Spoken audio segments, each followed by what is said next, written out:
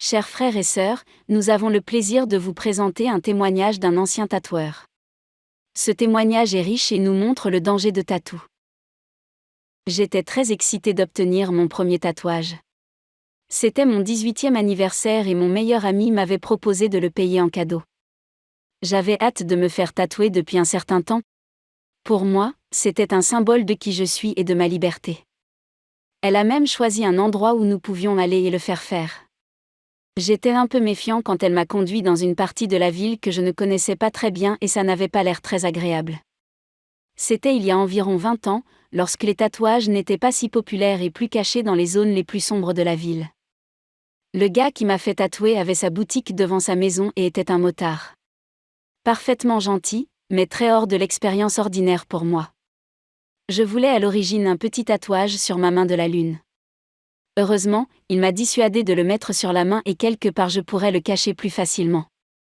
J'ai donc eu une lune de taille moyenne avec des étoiles à l'intérieur de ma cheville droite. À vrai dire, je l'ai détesté par la suite. J'avais l'impression d'avoir fait une énorme erreur. Ce n'était pas ce que j'imaginais, mais j'étais maintenant coincée avec parce que j'allais l'avoir pour toujours. Ce tatouage allait signifier plus pour moi plus tard alors que je commençais à adorer la lune. C'était plus un symbole de qui j'étais en tant que païen et sorcière. Je m'asseyais dans la cour arrière à la pleine lune et je l'adorais. J'adorais la lune et je croyais que c'était une déesse. J'étais émerveillée par la puissance et la majesté de la lune. Je parlais à la lune et me prélassais dans sa lumière. C'est ce que je croyais. J'ai grandi dans mes croyances du nouvel âge et de l'occultisme tandis que ma pratique de la sorcellerie s'intensifiait. Quelques années plus tard, j'ai finalement eu la chance de me faire tatouer un autre tatouage pour commémorer mon dévouement à ma foi païenne et à mon statut de sorcière. Je me suis fait tatouer un pentagramme sur l'épaule gauche, avec une vigne enroulée autour. J'ai adoré. C'était tout ce que j'étais. Ils ont échangé la vérité sur Dieu contre un mensonge, et ont adoré et servi des choses créées plutôt que le Créateur, qui est loué pour toujours. Amen. Romains 1h25. Mon tatouage suivant a eu lieu de nombreuses années après cela. J'ai laissé mon petit ami, à l'époque, me tatouer.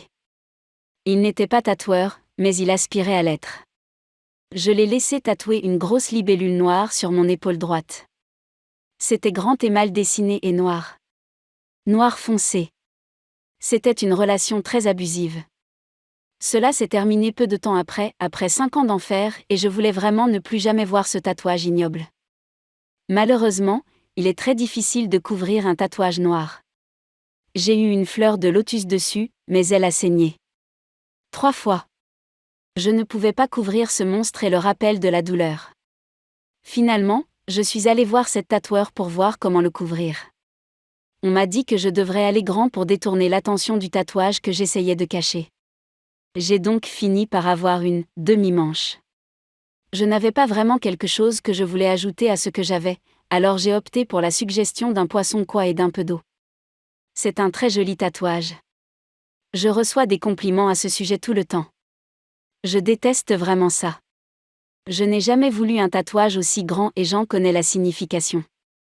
Douleur. Quand je suis devenu chrétien, mes tatouages sont devenus un symbole de mon passé. Mon implication dans la sorcellerie et l'occultisme, et la douleur de ma vie brisée. Je les détestais non, je les méprisais complètement. J'étais gênée par mon tatouage de pentagramme. J'étais engagée envers Jésus-Christ maintenant et je ne voulais pas que quelqu'un pense que j'étais encore païen. Je suis allée dans un magasin de tatouages pour savoir comment le couvrir. Je ne voulais même pas d'un autre tatouage. C'était un autre magasin de tatouages miteux avec un gars qui prononçait non seulement son amour pour Jésus, mais aussi pour fumer du pot. Il était très gentil, mais j'ai été assez choquée par tout cela. Je n'avais pas beaucoup d'options pour couvrir le pentagramme, sauf une fleur. Où je pourrais redevenir grand. Pas question. Je suis sortie en pensant simplement à le faire, mais je ne me sentais pas très bien à l'idée de me faire tatouer. Ne coupez pas vos corps pour les morts et ne mettez pas de marque de tatouage sur vous-même. Je suis le Seigneur. Lévitique 19h28. Le verset sur les tatouages dans la Bible m'a vraiment fait réfléchir. Il semblait assez clair que Dieu disait de ne pas se faire tatouer. Pourtant, je connaissais des chrétiens qui avaient des tatouages, certains étaient même à la mémoire des morts. Je voulais suivre ce que Dieu a dit, parce que, avouons-le, il sait mieux que nous. Si Dieu a dit que nous ne devions.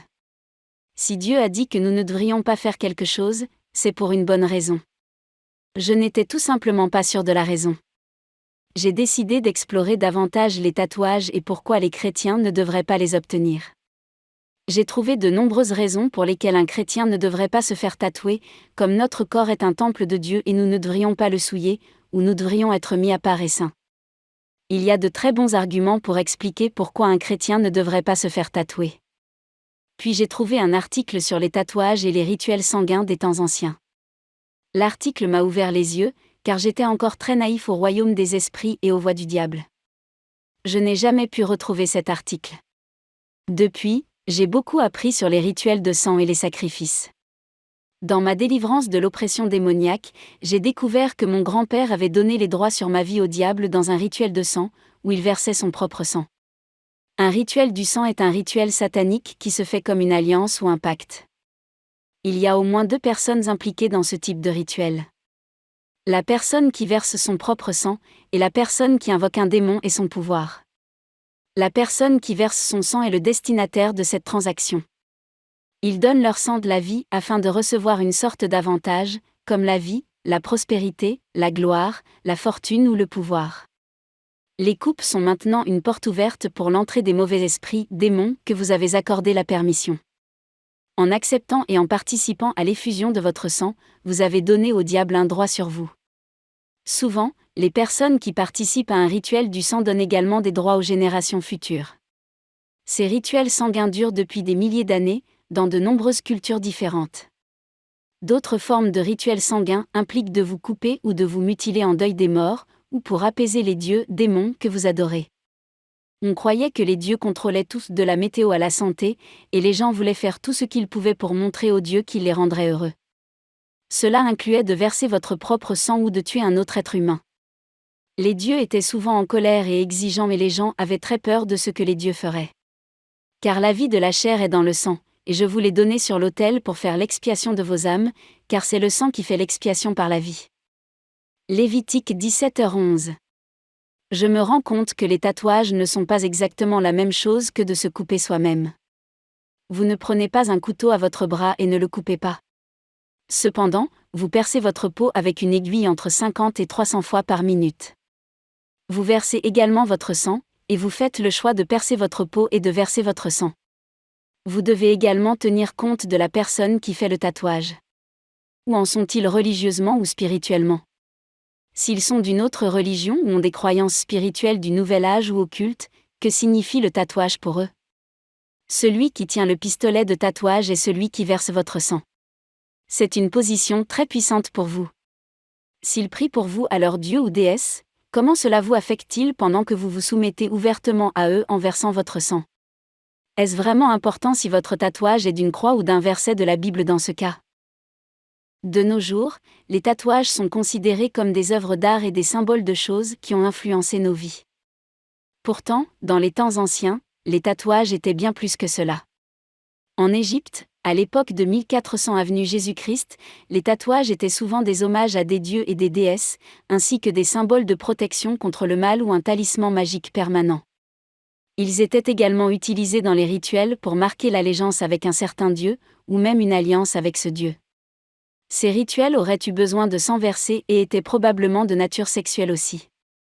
Les Israélites auraient été fortement influencés par le monde des Égyptiens, venant d'Égypte, et c'est une nation si puissante. Les Égyptiens sont bien connus pour leur culte de nombreuses divinités, ainsi que pour leur obsession du sexe, de la mort et de la magie. Dans la Grèce et la Rome antique, les tatouages étaient utilisés comme une punition et un signe que vous étiez un esclave ou un criminel. Les tatouages étaient utilisés de la même manière dans l'ancien Japon jusqu'au XVIIIe siècle. Les tribus primitives utilisent les tatouages un peu comme les Égyptiens l'ont fait, comme une forme de connexion avec leur divinité et pour la protection. Le tatouage a joué un rôle dans différentes cultures pendant des siècles. Les tatouages, depuis leurs origines, sont de l'occultisme. Au fil du temps, les tatouages ont changé pour aller avec les temps modernes. Il ne serait plus acceptable dans de nombreuses cultures de les utiliser comme punition et la plupart des gens prétendent que les tatouages sont des œuvres d'art. Pourtant, les tatouages ont une signification très profonde pour les personnes qui les obtiennent la plupart du temps. Ou ne savez-vous pas que votre corps est un temple du Saint-Esprit en vous, que vous avez de Dieu? Vous n'êtes pas le vôtre, car vous avez été acheté avec un prix. Alors glorifiez Dieu dans votre corps. 1 Corinthiens 6, 19-20. Je n'ai aucune preuve tangible que les tatouages font partie d'un rituel sanguin, mais je pense que nous pouvons voir par la recherche que les tatouages font certainement partie d'une pratique spirituelle plus profonde qui vient des temps anciens. La Bible met en garde contre le fait de se faire tatouer ou de se couper soi-même, parce qu'à cette époque, il était courant que les Israélites s'éloignent de Dieu et se lancent dans les pratiques du monde qui les entoure. Le monde qui les entourait était imprégné de l'occultisme, la sorcellerie, le culte de multiples divinités, les rituels et les sacrifices. Même si beaucoup de gens aujourd'hui n'ont aucune intention d'être impliqués dans la sorcellerie ou les rituels de sang lorsqu'ils se font tatouer, cela ne signifie pas qu'ils ne le font pas par inadvertance. L'occulte est profondément enraciné dans notre monde, car c'est l'outil du diable pour nous amener dans son royaume. Ce monde est le domaine du diable. Il est très facile de se laisser prendre par ce royaume physique et tout ce que nous voyons, et d'oublier qu'il y a un royaume spirituel qui nous affecte chaque minute. Il est également facile de tout prendre pour argent comptant et de ne pas approfondir les significations et les origines de ce que nous faisons. Dieu déteste-t-il les tatouages? Est-il en colère contre vous parce que vous avez un tatouage? Non. Dieu déteste le mal, et Dieu connaît votre cœur.